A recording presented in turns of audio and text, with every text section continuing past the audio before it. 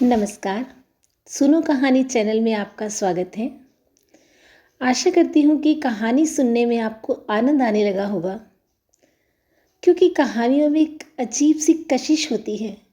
जब आप किसी को यह बोलते हैं कि चलो मैं तुम्हें एक कहानी सुनाता हूँ, तो सुनने वाला वहीं रुककर अपने 100 काम छोड़कर आपकी कहानी सुनने के लिए खड़ा हो जाता है।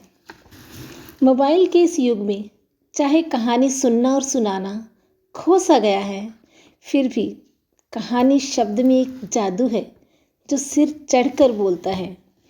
आज मैं आप पर वही जादू फिर से करने जा रही हूँ। मेरी कहानी श्री प्रेमचंद जी द्वारा लिखित है। पहले भी मैंने आपको उनकी कुछ कहानियाँ सुनाई हैं। यह कहानी आप सुनकर तो देखो। मैं वादा करती हूँ आपसे कि आप ये कहानी सुनकर सन्न रह जाएंगे और बार बार सुनेंगे। गोमती ने मृत्यु शैया पर पड़े हुए चौधरी विनायक सिंह से कहा, चौधरी, मेरे जीवन की यही लालसा थी। चौधरी ने गंभीर होकर कहा, इसकी कुछ चिंता ना करो काकी, तुम्हारी लालसा भगवान पूरी करेंगे। मैं आज से ही मजदूरों को बुलाकर काम पर लगाए देता हूँ। देव ने चाहा तो तुम अपने कुएं का पानी पियोगी। तुमने तो गिना होगा कितने रुपए हैं। गोमती ने क्षण एक आंखें बंद करके बिखरी हुई स्मृति को एकत्र करके कहा, भैया, मैं क्या जानूं कितने रुपए हैं। जो कुछ है वह इसी हांडी में है। इतना करना कि इनमें से ही काम चल जाए। किसी के सामने हाथ क्यों फैलाते फिरोगी। चौधरी ने बंद हांडी को उठाकर हाथों से तोलते हुए कहा, ऐसा ही करेंगे काकी, कौन देने वाला है। एक चुटकी भीख तो किसी के घर से निकलती नहीं। कुआं बनवाने के लिए कौन देता है। धन्य हो तुम कि अपनी सारी उम्र की कमाई इस धर्म काज के लिए दे रही हो। गोमती ने गर्व से कहा, भैया, तुम तो तब बहुत छोटे थे। तुम्हारे काका मरे तो मेरे हाथ में एक कौड़ी भी ना थी। दिन दिन भर भूखी पड़ी रहती। जो कुछ उनके पास था वह सब उनकी बीमारी में उठ गया। वे भगवान के बड़े भक्त थे, इसीलिए भगवान ने उन्हें जल्दी से बुला लिया। उस दिन से आज तक तुम देख रहे हो कि किस तरह दिन काट रही हूँ। मैंने एक एक रात में मन मन भर अनाज पीसा है बेटा। देखने वाले अचरज मानते थे। ना जाने इतनी ताकत मुझ में कहाँ से आ जाती थी। बस यही लालसा रही कि उनके नाम का एक छोटा सा कुआं गांव में बने। नाम तो चलना ही चाहिए, इसीलिए तो आदमी बेटे बेटी को रोता है। इस तरह चौधरी विनायक सिंह को वसीयत करके उसी रात को बुढ़िया गोमती परलोक सिधारी। मरते समय अंतिम शब्द जो उसके मुख से निकले ये वही थे, कुआं बनवाने में देर न करना। उसके पास धन है यह तो लोगों को अनुमान था, लेकिन 2000 है इसका किसी को अनुमान ना था। बुढ़िया अपने धन को ऐब की तरह छिपाती थी। चौधरी गांव का मुखिया और नीयत का साफ आदमी था, इसीलिए बुढ़िया ने उससे यह अंतिम आदेश किया था। चौधरी ने गोमती के क्रियाक्रम में बहुत रुपए खर्च न किए। ज्यों ही इन संस्कारों से छुट्टी मिली, वे अपने बेटे हरनाथ सिंह को बुलाकर ईंट चूना पत्थर का तखमीना करने लगे। हरनाथ अनाज का व्यापार करता था। कुछ देर तक तो वह बैठा सुनता रहा, फिर बोला, अभी 2-4 महीने कुआं ना बने तो कोई बड़ा खर्च है। चौधरी ने करके, हर्ष तो कुछ नहीं, लेकिन देर करने का काम ही क्या है। रुपए उसने दे ही दिए हैं, हमें तो सेंत में यश मिलेगा। गोमती ने मरते मरते जल्दी कुआं बनवाने को कहा था। हरनाथ, हाँ कहा तो था, लेकिन आजकल बाजार अच्छा है। 2-3 हजार का अनाज भर लिया जाए तो अघन पूस तक सवाया हो जाएगा। मैं आपको कुछ सूद दे दूंगा। चौधरी का मन शंका और भय से दुविधा में पड़ गया। 2000 के कहीं 2500 हो गए तो क्या कहना। जगमोहन में कुछ बेल बूटे बनवा दूंगा, लेकिन भय था कि कहीं घाटा हो गया तो। इस शंका को वह छिपा न सके, बोले, जो कहीं घाटा हो गया तो। हरनाथ ने तड़प कर कहा, घाटा क्यों हो जाएगा, कोई बात है। मान लो घाटा हो गया तो। हरनाथ ने उत्तेजित होकर कहा, ये कहो कि तुम रुपया देना नहीं चाहते, बड़े धर्मात्मा बने हो। अन्य वृद्धजनों की भांति चौधरी भी बेटे से दबते थे। कातर स्वर में बोले, मैं यह कब कहता हूँ कि रुपये न दूंगा। अन्य वृद्धजनों की भांति चौधरी भी बेटे से दबते थे। कातर स्वर में बोले, मैं ये कब कहता हूँ कि रुपये न दूंगा, लेकिन पराया धन है, सोच समझकर ही तो उससे हाथ लगाना चाहिए। वनिज व्यापार का हाल कौन जानता है, कहीं भाव और गिर जाए, अनाज में खून ही लग जाए, कोई मुद्दई घर में आग ही लगा दे। सब बातें सोच लो अच्छी तरह। हरनाथ ने व्यंग्य से कहा, इस तरह सोचना है तो ये क्यों नहीं सोचते कि कोई चोर ही उठाकर ले जाए या बनी बनाई दीवार बैठ जाए। ये बातें भी तो होती ही हैं। चौधरी के पास अब कोई दलील और न थी। कमज़ोर सिपाही ने ताल तो ठोकी, अखाड़े में उतरा, पर तलवार की चमक देखते ही हाथ पांव फूल गए। बगले झांक कर चौधरी ने कहा, तो कितना लोगे। हरनाथ कुशल योद्धा की भांति शत्रु को पीछे हटता देखकर बफर कर बोला, सबका सब दीजिए, 150 रुपये लेकर क्या खिलवाड़ करना है। चौधरी राजी हो गए। गोमती को उन्हें रुपए देते किसी ने न देखा था। लोक निंदा की तो संभावना ही ना थी। हरनाथ ने अनाज भरा, अनाज के बोरों का ढेर लग गया। आराम की मीठी नींद सोने वाले चौधरी अब सारी रात बोरों की रखवाली करते थे। मजाल न थी कि कोई चूहिया बोरों में घुस जाए। चौधरी इस तरह झपटते थे कि बिल्ली भी हार मान लेती। इस तरह 6 महीने बीत गए। पौष में अनाज बिका, पूरे 500 रुपये का लाभ। हरनाथ ने कहा, इसमें से 50 रुपये आप ले लें। चौधरी ने झल्लाकर कहा, 50 रुपये क्या खैरात में लूँ। किसी महाजन से इतने रुपये ले होते, कम से कम 200 रुपये सूद के होते। मुझे तुम 2-4 रुपये कम दे दो, और क्या करोगे। हरनाथ ने ज़्यादा बढ़ाव न किया, 150 रुपये चौधरी को दे दिए। चौधरी की आत्मा इतनी प्रसन्न कभी न हुई थी। रात को वह अपनी कोठरी में सोने लगा तो उसे ऐसा प्रतीत हुआ कि बुढ़िया गोमती खड़ी मुस्कुरा रही है। चौधरी का कलेजा धक धक करने लगा। वह नींद में ना था, कोई नशा ना खाया था। गोमती सामने खड़ी मुस्कुरा रही थी। हाँ, उस मुरझाए हुए मुख पर एक विचित्र स्फूर्ति थी। कई साल बीत गए। चौधरी बराबर इस फिक्र में रहते थे कि हरनाथ से रुपए निकाल लूं, लेकिन हरनाथ हमेशा ही हीले हवाले करता रहा था। वह साल में थोड़ा सा ब्याज दे देता, पर मूल के लिए हजारें बातें बनाता। कभी लेहने का रोना था, कभी चुकते का। हाँ, कारोबार बढ़ता जाता था। आखिर एक दिन चौधरी ने उससे साफ साफ कह दिया कि तुम्हारा काम चले या डूबे, मुझे परवाह नहीं, इस महीने में तुम्हें अवश्य रुपए चुकाने पड़ेंगे। हरनाथ ने बहुत उड़न घाइयाँ बताई, पर चौधरी अपने इरादे पर जमे रहे। हरनाथ ने झुंझला कर कहा, कहता हूँ कि 2 महीने और ठहरिए, माल बिकते ही मैं रुपए दे दूंगा। चौधरी ने दृढ़ता से कहा, तुम्हारा माल कभी न बिकेगा और ना तुम्हारे 2 महीने कभी पूरे होंगे। मैं आज रुपए लूँगा। हरनाथ उसी वक्त क्रोध में भरा हुआ उठा और 2000 रुपये लाकर चौधरी के सामने जोर से पटक दिए। चौधरी ने कुछ छेप कर कहा, रुपए तो तुम्हारे पास थे, और क्या बातों से रोजगार होता है। तो मुझे इस समय 500 रुपये दे दो, बाकी 2 महीने में दे देना। सब आज ही तो ना खर्च हो जाएंगे। हरनाथ ने ताव दिखाकर कहा, आप चाहे खर्च कीजिए चाहे जमा कीजिए, मुझे रुपयों का काम नहीं। दुनिया में क्या महाजन मर गए हैं जो आपकी धौंस सहूं। चौधरी ने रुपए उठाकर एक ताक पर रख दिए। कुएं की दाग बेल डालने का सारा उत्साह ठंडा पड़ गया। हरनाथ ने रुपए लौटा तो दिए, पर मन में कुछ और मंसूबा बांध रखा था। आधी रात को जब घर में सन्नाटा छा गया तो हरनाथ चौधरी की कोठरी में चूल खिसकाकर अंदर घुसा। चौधरी बेखबर सोए थे। हरनाथ ने चाहा कि दोनों थैलियां उठाकर बाहर निकल आऊं, लेकिन ज्यों ही हाथ बढ़ाया उसे अपने सामने गोमती खड़ी दिखाई दी। वह दोनों थैलियों को दोनों हाथों से पकड़े हुए थे। हरनाथ भयभीत होकर पीछे हट गया। फिर यह सोचकर कि शायद मुझे धोखा हो रहा हो, उसने फिर हाथ बढ़ाया, पर अब की वह मूर्ति इतनी भयंकर हो गई कि हरनाथ एक क्षण भी वहाँ खड़ा न रह सका। भागा, पर बरामदे में ही अचेत होकर गिर पड़ा। हरनाथ ने चारों तरफ से अपने रुपए वसूल करके व्यापारियों को देने के लिए जमा कर रखे थे। चौधरी ने आंखें दिखाई तो वही रुपया लाकर पटक दिया।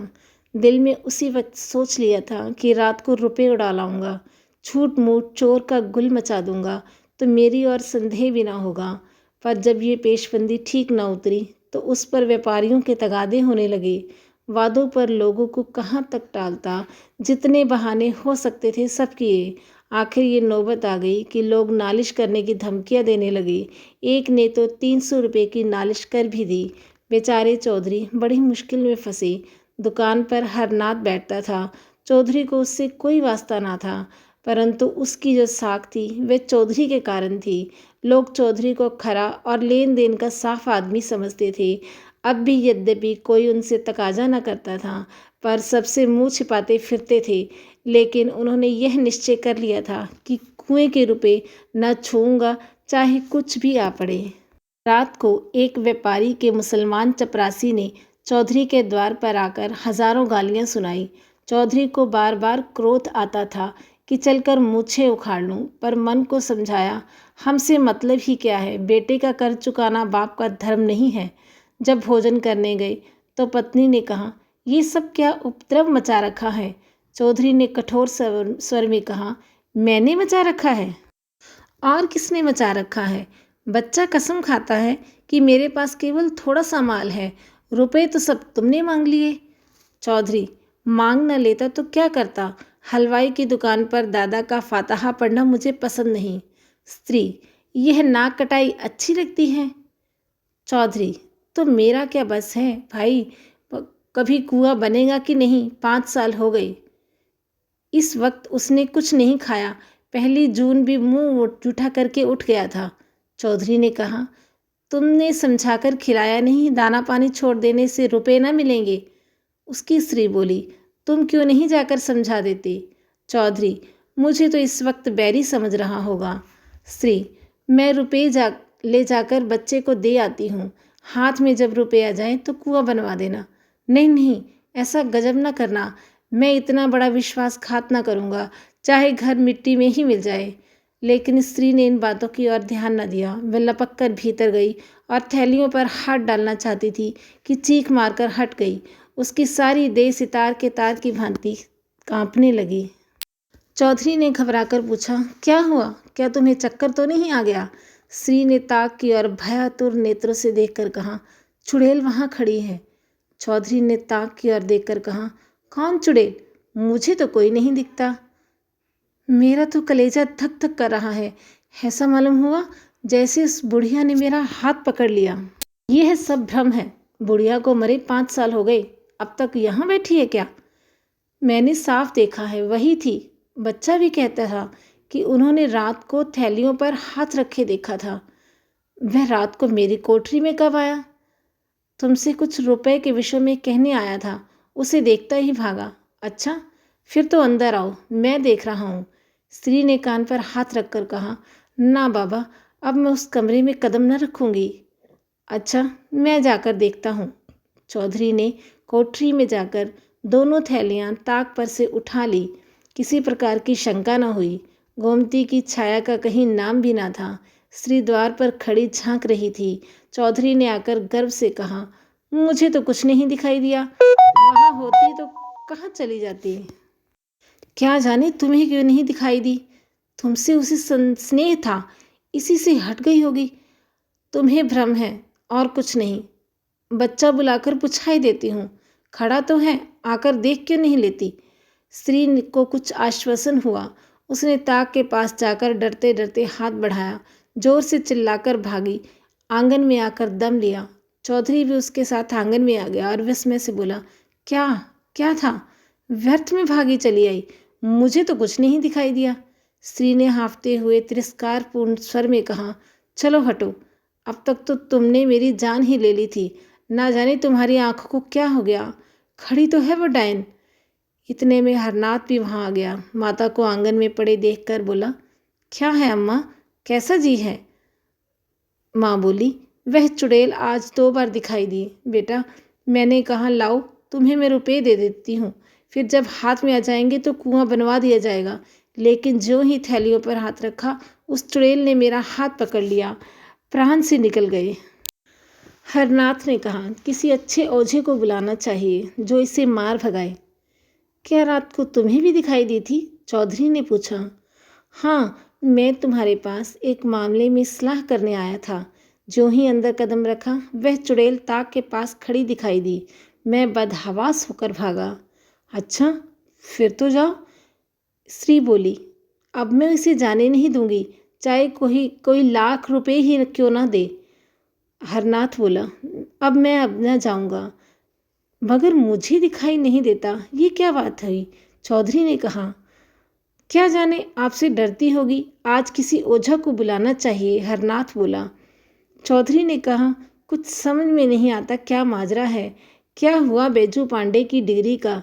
हरनाथ इन दिनों चौधरी से इतना जलता था कि अपनी दुकान के विषय में कोई बात उनसे ना करता था। आंगन की तरफ ताकता हुआ मानो हवा से बोला, जो होना होगा वह होगा, मेरी जान के सिवा और कोई क्या ले लेगा? जो खा गया हूँ वह तो उगल नहीं सकता। कहीं उसने डिग्री जारी कर दी तो क्या? दुकान में 400-500 का माल है, वह नीलाम हो जाएगा, हरनाथ ने कहा। कारोबार तो सब चौपट हो जाएगा ना, चौधरी बोला। अब कारोबार के नाम को कहाँ तक रोऊं? अगर पहले से मालूम होता कि कुएं बनवाने की इतनी जल्दी है तो ये काम छेड़ता ही क्यों? रोटी दाल तो पहले भी मिल जाती थी। बहुत होगा 2-4 महीने हवालात में रहना पड़ेगा, इसके सिवा और क्या हो सकता है? माता ने कहा, जो तुम्हें हवालात में ले जाए उसका मुंह झुलस दो। हमारे जीते जी तुम हवालात में जाओगे? हरनाथ ने दार्शनिक बनकर कहा, माँ बाप जन्म के साथी होते हैं, किसी के कर्म के साथी नहीं होते। चौधरी को पुत्र से प्रगाढ़ प्रेम था। उन्हें शंका हो गई थी कि हरनाथ रुपए हजम करने के लिए टाल मटोल कर रहा है, इसलिए उन्होंने आग्रह करके रुपए वसूल कर लिए थे। अब उन्हें अनुभव हुआ कि हरनाथ के प्राण सचमुच संकट में हैं। सोचा, अगर लड़के को हवालात हो गई या दुकान पर कुर्की आ गई तो कुल मर्यादा धूल में मिल जाएगी। क्या हर्ज है अगर गोमती के रुपए दे दूं? आखिर दुकान चलती है, कभी तो रुपए हाथ में आएंगे ही। एकाएक किसी ने आकर बाहर से पुकारा, हरनाथ सिंह। हरनाथ के मुख पर हवाइयाँ उड़ने लगी। चौधरी साहब ने पूछा, कौन है? कुर्क अमीन। क्या दुकान कुर्क कराने आया है? हाँ, मालूम होता है। कितने रुपए की डिग्री है? 1200 रुपये की। कुर्क अमीन कुछ लेने देने से न टलेगा? टल तो जाता, पर महाजन भी तो उसके साथ होगा, उसे तो भी कुछ लेना है, उधर उधर से ले चुका होगा। ना हो 1200 रुपये गोमती के रुपए में से दे दो। उसके रुपए कौन छुएगा? ना जाने घर पर क्या आफत आए। उसके रुपए कोई हजम थोड़े ही किए लेता है। चलो मैं दे देता हूँ। चौधरी को उस समय भय हुआ कहीं मुझे भी वह दिखाई न दे, लेकिन उसकी शंका निर्मूल थी। उन्होंने एक थैली से 220 रुपये निकाले और दूसरी थैली में रखकर हरनाथ को दे दिए। संध्या तक इन 2000 रुपयों में से 1 रुपया भी ना बचा। 12 साल गुजर गए, ना चौधरी इस संसार में है और ना हरनाथ। चौधरी जब तक जिए उन्हें कुएं की चिंता बनी रही, यहाँ तक कि मरते दम भी उनकी जबान पर कुएं की रट लगी हुई थी। लेकिन दुकान में सदैव रुपयों का तोड़ा रहा। चौधरी के मरते ही सारा कारोबार चौपट हो गया। हरनाथ ने आने रुपए लाभ से संतुष्ट न होकर दूने तिगुने लाभ पर हाथ मारा, जुआ खेलना शुरू किया। साल भी ना गुजरने पाया था कि दुकान बंद हो गई। गहने पाते बर्तन भांडे सब मिट्टी में मिल गए। चौधरी की मृत्यु के ठीक साल बर्बाद हरनाथ ने भी इस हानि लाभ के संसार से पलायन किया। माता के जीवन का कोई सहारा ना रहा। बीमार पड़ी, दवा दर्पण भी ना हो सकी। 3-4 महीने पर नाना प्रकार के कष्ट झेलकर वह भी चल बसी। अब केवल बहू थी, वह भी गर्भिणी। एक उस बेचारी के लिए अब कोई आधार ना था। इस दशा में मजदूरी भी ना कर सकती थी। पड़ोसियों के कपड़े सी सी कर उसने किसी भांति 5-6 महीने काटे। तेरे लड़का होगा, सारे लक्षण बालक के से थे। यही एक जीवन का आधार था। जब कन्या हुई तो ये आधार भी जाता रहा। माता ने अपना हृदय इतना कठोर कर लिया कि नवजात शिशु को छाती से भी ना लगाती। पड़ोसियों के बहुत समझाने बुझाने पर छाती से लगाया, पर उसकी छाती में दूध की एक बूंद भी ना थी। उस समय अभागिनी माता के हृदय में करुणा, वात्सल्य और मोह का एक भूकंप सा आ गया। अगर किसी उपाय से उसके स्तन की अंतिम बूंद दूध बन जाती तो वह अपने आप को धन्य मानती। बालिका, वह भोली, दीन, याचनामय, सतृष्ण छवि को देखकर उसका मातृ हृदय मानो सहस्त्र नेत्रों में रुदन करने लगा। उसके हृदय की सारी शुभेच्छाएं, सारा आशीर्वाद, सारी विभूति, सारा अनुराग मानो उसकी आंखों से निकलकर उस बालिका को उसी भांति रंजित कर देता था जैसे इंदु का शीतल प्रकाश पुष्प को रंजित कर देता है। पर उस बालिका के भाग्य में मातृ प्रेम के सुख न बंधे थे। माता ने कुछ अपना रक्त, कुछ ऊपर का दूध पिलाकर उसे जिलाया, पर उसकी दशा दिनों दिन जीर्ण होती गई। एक दिन लोगों ने जाकर देखा तो वह भूमि पर पड़ी हुई थी और बालिका उसकी छाती से चिपटी उसके स्तनों को चूस रही थी। शोक और दरिद्रता से आहत शरीर में रक्त कहाँ जिससे दूध बनता। वही बालिका पड़ोसियों की दया भिक्षा में पलकर एक दिन घास को खोदती हुई उसी स्थान पर जा पहुंची जहां बुढ़िया गोमती का घर था। छप्पर कब के पंचभूतों में मिल चुके थे, केवल जहां तहां दीवारों के चिन्ह बाकी थे। कहीं कहीं आधी आधी दीवारें खड़ी थी। बालिका ने न जाने क्या सोचकर खुरपी से गड्ढा खोदना शुरू किया। दोपहर से सांझ तक वह गड्ढा खोदती रही। ना खाने की सुध थी, ना पीने की, ना कोई शंका थी, न भय। अंधेरा हो गया पर वे ज्यों की त्यों बैठी गड्ढा खोद रही थी। उस समय किसान लोग भूलकर भी उधर से ना निकलते थे, पर बालिका निशंक बैठी भूमि से मिट्टी निकाल रही थी। जब अंधेरा हो गया तो वह चली गई। दूसरे दिन वह बड़े सवेरे उठी और इतनी घास खोदी जितनी वह कभी दिन में न खोदती थी। दोपहर के बाद वह अपनी खांची और खुरपी लिए फिर उसी स्थान पर पहुंच गई, पर वह आज अकेली न थी। उसके साथ दो बालक और भी थे। तीनों वहां सांझ तक कुआं कुआं खोदते रहे। बालिका गड्ढे के अंदर खोदती थी और दोनों बालक मिट्टी निकाल निकाल कर फेंकते थे। तीसरे दिन दो और लड़के और भी इस खेल में मिल गए। शाम तक खेल होता रहा। आज गड्ढा 2 हाथ गहरा हो गया। गांव के बालक बालिकाओं में इस विलक्षण खेल ने अभूतपूर्व उत्साह से भर दिया था। चौथे दिन तक और भी कई बालक आ मिले। सलाह हुई कौन अंदर जाए, कौन मिट्टी उठाए, कौन छुआ खींचे। गड्ढा अब 4 हाथ गहरा हो गया था, पर अभी तक बालकों के सिवा किसी और को खबर न थी। एक दिन रात को एक किसान अपनी खोई हुई भैंस ढूंढता हुआ उस खंडर में जा निकला। अंदर मिट्टी का ऊंचा ढेर और एक बड़ा सा गड्ढा और टिमटिमाता हुआ दीपक देखा तो डर कर भागा। औरों ने भी आकर देखा। कई आदमी थे, कोई शंका न थी। समीप जाकर देखा तो बालिका बैठी थी। एक आदमी ने पूछा, अरे क्या तूने ये गड्ढा खोदा है? बालिका ने कहा, हाँ। गड्ढा खोद कर क्या करोगी? यहाँ कुआं बनवाऊंगी। कुआं कैसे बनाएगी? जैसे इतना खोदा है वैसे ही इतना और खोद लूंगी। गांव के सब लड़के खेलने आते हैं। मालूम होता है तू अपनी जान और 7 और लड़कों को भी मारवाएगी। खबरदार जो कल से गड्ढा खोदा। दूसरे दिन और लड़के ना आए। बालिका भी दिन भर मजूरी करती रही, लेकिन संध्या समय वहाँ फिर दीपक जला और फिर वह खुरपी हाथ में लिए वहाँ बैठी दिखाई दी। गांव वालों ने उसे मारा पीटा, कोठरी में बंद किया, पर वह अवकाश पाते ही वहाँ जा पहुँचती।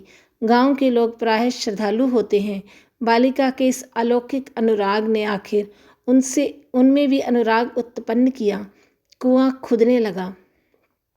इधर कुआं खुद रहा था, उधर बालिका मिट्टी से ईंट बनाती थी। इस खेल में सारे गांव के लड़के शरीक होते थे। उजली रातों में जब सब लोग सो जाते तब भी वे ईंट थापती हुई दिखाई देती। ना जाने इतनी लगन उसमें कहाँ से आ गई थी। 7 वर्ष की उम्र भी क्या उम्र होती है, लेकिन 7 वर्ष की वे लड़की बुद्धि और बातचीत में अपनी तिगनी उम्र वाले लड़कों के कान काटती थी। आखिर एक दिन वह भी आया कि कुआं बंध गया।